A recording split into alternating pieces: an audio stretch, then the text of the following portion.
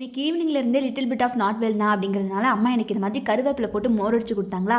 குடிச்சிட்டு மொட்டை மாடி போயிட்டோம் நானும் அம்மாவும். பக்கத்தில் தோட்டத்தை இந்த மாதிரி க்ளீன் பண்ணிட்டு இருந்தாங்க.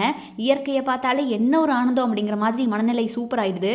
ஏதோ மொட்டை மாடிக்கு போயிட்டு எப்போ பார்த்தாலும் அந்த திண்டு மேலே ஏறி ஏறி உட்காந்துட்டு இருப்பேனா எனக்கே சலிச்சிருச்சு. சரி ஓகே, இந்த மாதிரி திண்டுக்கு கீழே உட்காந்து ட்ரை பண்ணலாம் டிஃப்ரெண்ட்டான்னு சொல்லிட்டு நல்லா சேஃபாக செக்யூராக அந்த மாதிரி திண்டுக்கு அடியில் போய் உட்காந்து விளையாடிட்டு இருந்தேன். எங்கள் அம்மா சொல்லிட்டாங்க, இதெல்லாம் பார்த்துட்டு நீ ஒரு லூஸ்ன்னு எல்லாருக்கும் டவுட்டாக இருக்கும், இதை பார்த்தாங்கன்னா கன்ஃபார்ம் பண்ணியிருப்பாங்க, ஒழுங்காக வெளியில் வந்துரு அப்படிலாம் சொல்லிட்டு என்கிட்ட விளையாடிட்டு இருந்தாங்க. அப்படியே 2 பேர் விளையாடினதுலேயே டைம் போயிடுச்சு.